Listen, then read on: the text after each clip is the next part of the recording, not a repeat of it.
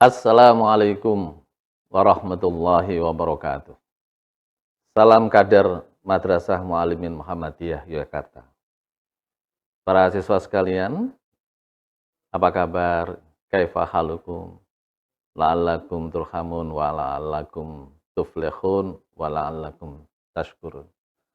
Semoga kalian menjadi anak-anak yang senantiasa mendapatkan rahmat dari Allah Subhanahu wa taala, sehat walafiat, ceria dalam menghadapi hari-hari ke depan, dan mudah-mudahan terus mendapatkan keberuntungan dari Allah, dan yang lebih penting lagi adalah menjadi anak-anak ya, dari orang tua kalian, dari kader persyarikatan yang senantiasa bersyukur kepada Allah Subhanahu wa taala.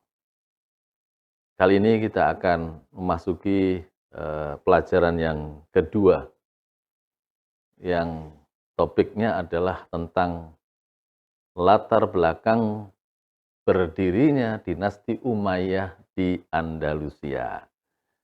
Pada pertemuan yang pertama di Damaskus, nah sekarang di Andalusia. Tujuan dari pembelajaran kita kali ini adalah pertama, nanti kalian diharapkan dapat menjelaskan riwayat singkat pendiri dinasti Umayyah di Andalusia. Kemudian yang kedua, menerangkan latar belakang berdirinya dinasti Umayyah di Andalusia. Selanjutnya mari kita masuki materi utamanya.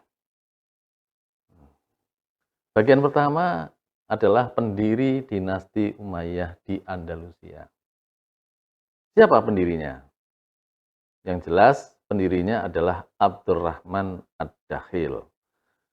Dikenal dengan sebutan Abdurrahman yang pertama. Karena nanti ada beberapa nama Abdurrahman di dalam kepemimpinan dinasti Umayyah di Andalusia.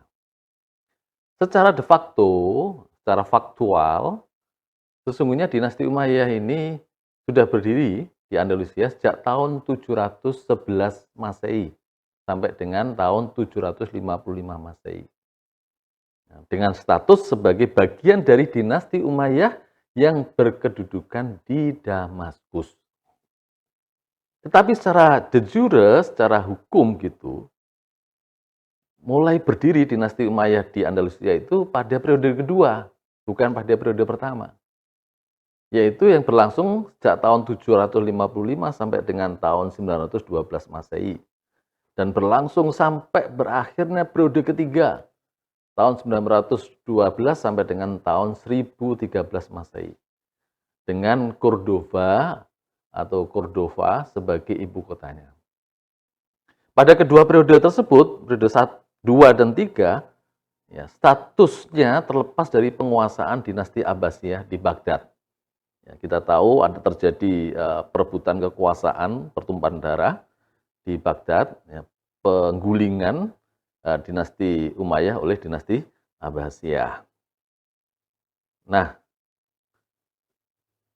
kemudian berikutnya secara de facto dan de jure, dinasti Umayyah di Andalusia sesungguhnya sudah berakhir tahun 1013 Masehi. Itu pada periode keempat.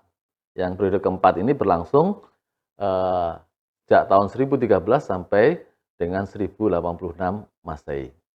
Yakni ketika kekuasaan Islam pada waktu itu terpecah belah menjadi 30 kerajaan kecil yang dikenal dengan sebutan Mulukut Tawaif atau raja-raja kelompok. Nah, kekuasaan di Andalusia meskipun begitu ternyata tetap eksis ya, pada periode kelima yang berlangsung sejak tahun 1086 sampai dengan 1248 Masehi. Jadi kalau dilihat itu cukup lama ya.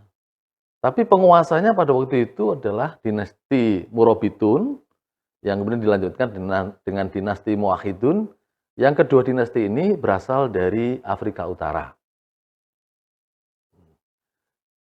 Selanjutnya, pada periode ke-6, kekuasaan Islam di Indonesia tetap eksis.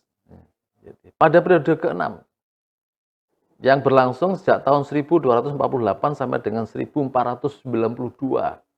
Kalau dihitung itu hampir 2,5 abad, itu masa yang sangat lama. Nah, penguasanya siapa? Penguasanya adalah dinasti Ahmar atau Bani Ahmar. Yang waktu itu ibu kotanya tidak lagi di Cordova, tetapi di Granada. Secara politik, dinasti Ahmar ini berkuasa di wilayah yang kecil, tapi dalam waktu yang panjang. Hampir 2,5 abad tadi saya katakan tadi.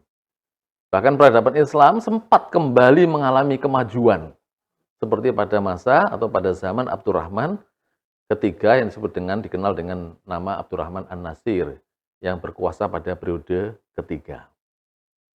Dan yang terakhir, secara de facto dan de jure, kekuasaan Islam di Andalusia berakhir pada tahun 1492 Masehi. Ini penting untuk mengetahui kapan mulainya dan kapan berakhirnya kekuasaan Islam di Spanyol. Kemudian yang kedua, kita masuki bagian dari latar belakang berdirinya dinasti Umayyah di Andalusia. Ada beberapa poin pelajaran yang penting untuk kita ketahui terkait dengan ini. Yang pertama, kekuasaan Islam di Andalusia tidak bisa dilepaskan dari jasa besar 3 panglima perang perintisnya. Yaitu yang pertama, dengan tokoh yang bernama Thorif bin Malik. Dia dikenal sebagai panglima perintis. Dia yang lebih dulu masuk ke wilayah Andalusia untuk mencari tahu, melakukan gerakan intelijen mengetahui seperti apa situasi dan kondisinya. Seperti membuka jalan bagi panglima yang kedua yang bernama Tariq bin Ziyad. Dan Tariq bin Ziyad inilah yang kemudian dikenal sebagai panglima penakluknya. Karena dia bisa masuk lebih jauh lagi ke dalam wilayah Andalusia dan menaklukkan kota-kota yang sangat terkenal. Seperti pada saat sekarang ini, seperti Barcelona, Cordova, Sevilla, dan seterusnya itu. Kemudian, tidak lupa, panglima yang ketiga juga harus kita sebutkan yang bernama Musa bin Nusair. Dia ini gubernur Afrika Utara yang mendukung kedua panglima di atas. Yang dalam sejarahnya, Musa bin Nusair ini penasaran, dan pada akhirnya dia juga terjun masuki wilayah Andalusia untuk mendukung upaya yang dilakukan oleh Tariq bin Ziyad. Kemudian yang kedua, jasa yang tidak terduga terhadap jalan mulus masuknya Islam di Andalusia justru diberikan oleh penguasa Sabtah Kristen, penguasa lokal di Andalusia yang bernama Julian. Julian ini bersedia membantu Tariq bin Ziyad menguasai wilayah Andalusia. Lalu keduanya bernegosiasi dan hasilnya adalah sebagai berikut. Yang pertama, Julian akan menyerahkan pelabuhan Sabtah kepada umat Islam. Yang kedua, Julian akan membantu memberikan semua informasi yang terkait dengan bumi Andalusia. Dan yang ketiga, sebagai imbalannya, Julian mendapatkan semua properti, rumah-rumah dan tanah milik Witiza. Ini penguasa Andalusia sebelumnya. Diperkirakan ada 3.000 properti yang ada di Andalusia pada waktu itu yang sebelumnya dirampas oleh Raja Roderick. Para siswa sekalian, penaklukan awal wilayah Andalusia terjadi pada masa pemerintahan Khalifah Al-Walid bin Abdul Malik yang bertahta di Damaskus, Suriah. Saya kira itu adalah pengantar materi kita. Jangan lupa dibaca materi selengkapnya, yaitu dengan cara mengunjungi portal belajar di siswa.mualimin.schid. Jangan lupa, kalau ada tugas-tugas dikerjakan. Itu ya. Terima kasih. Thank you very much. Syukran. Jazakumullah khairal jazak. Akhirul kalam. Assalamualaikum warahmatullahi wabarakatuh.